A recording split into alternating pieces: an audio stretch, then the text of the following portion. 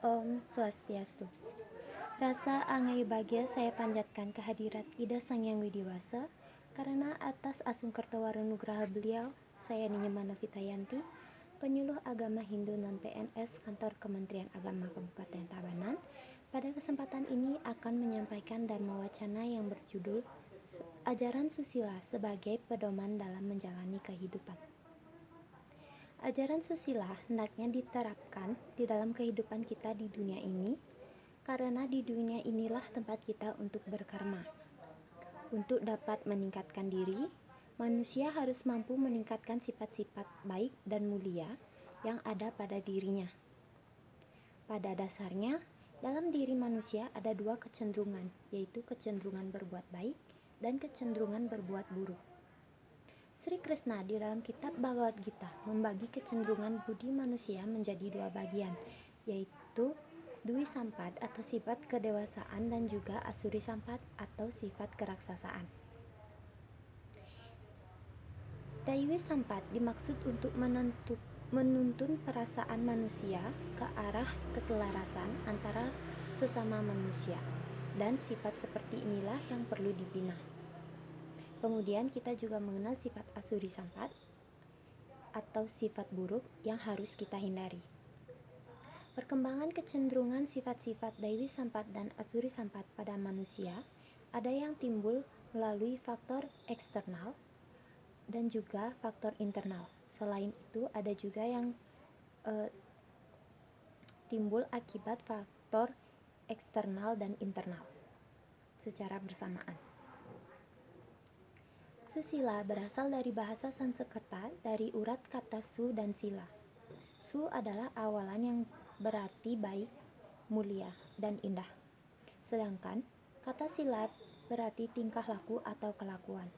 Jadi, susila berarti tingkah laku atau kelakuan yang baik atau mulia yang menjadi pedoman hidup manusia. Manusia adalah makhluk individu dan juga makhluk sosial. Sebagai individu, manusia mempunyai kemauan dan kehendak yang mendorong ia berbuat baik dan bertindak. Berbuat yang baik yang selaras dengan ajaran agama atau dharma adalah cermin dari manusia yang susila. Manusia susila adalah manusia yang memiliki budi pekerti tinggi yang bisa diterima oleh lingkungan dimanapun ia berada. Demi tegaknya kebenaran dan keadilan di dunia ini, manusia yang bersusila atau bertingkah laku yang baik sangat diharapkan. Kalau saja di dunia ini tidak ada orang yang bersusila, maka sudah tentu dunia ini akan hancur dilanda oleh kedursilaan atau kejahatan. Sebab susila merupakan alat untuk menjaga dharma dan kebaikan. Pengertian susila menurut pandangan agama Hindu adalah tingkah laku hubungan timbal balik yang selaras dan harmonis antara sesama manusia dengan alam semesta atau lingkungan yang berlandaskan atas korban suci atau yatnya, keikhlasan dan kasih sayang. Pada hakikatnya, hanya dari adanya pikiran yang benar akan menimbulkan perkataan yang benar sehingga mewujudkan perbuatan yang benar pula.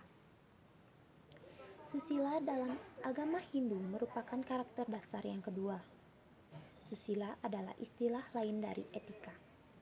Etika dan susila merupakan dua kata yang dipergunakan silih berganti untuk maksud yang sama. Berdasarkan hal tersebut, dapat dipahami bahwa etika merupakan ajaran perilaku atau perbuatan yang bersifat sistematis tentang perilaku atau karma.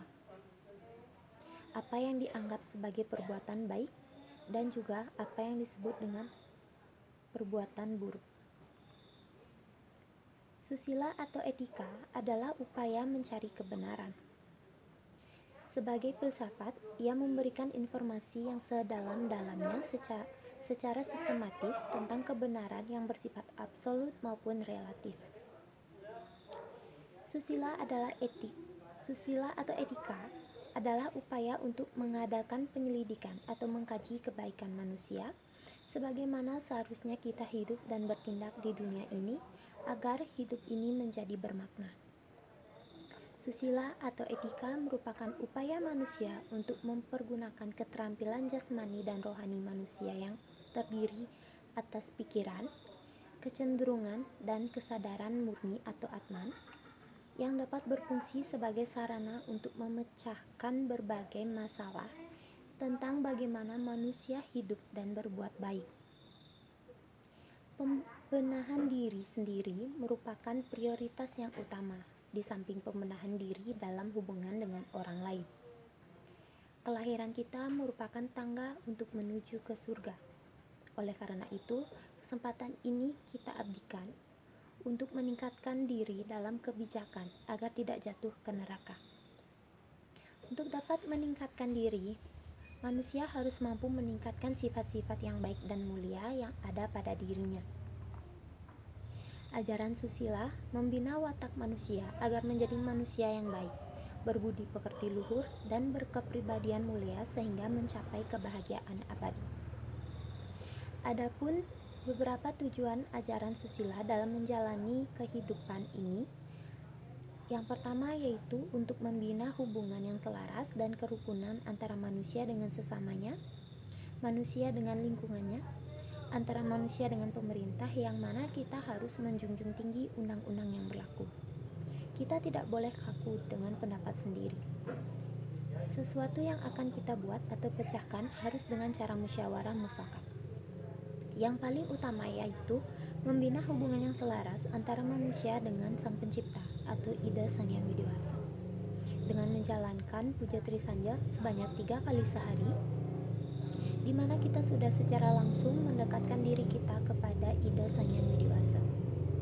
Yang kedua yaitu untuk menuntun diri kita mencapai kesatuan jiwa atau Atman dengan Parama Atman atau Brahman dengan dasar membaca dan memahami buku-buku agama atau tatwa, berbuat baik atau susila, dan beryatnya. Yang ketiga yaitu untuk membina watak atau karakter manusia menjadi manusia yang baik dan berpribadi luhur, serta membimbing manusia untuk mencapai kebahagiaan hidup secara skala dan niskala. Umat sedharma, demikian yang dapat saya sampaikan pada kesempatan yang berbahagia ini mengenai ajaran susila sebagai pedoman dalam menjalani kehidupan. Semoga dapat memberikan manfaat dan dijadikan sebagai dasar dalam meniti kehidupan ini.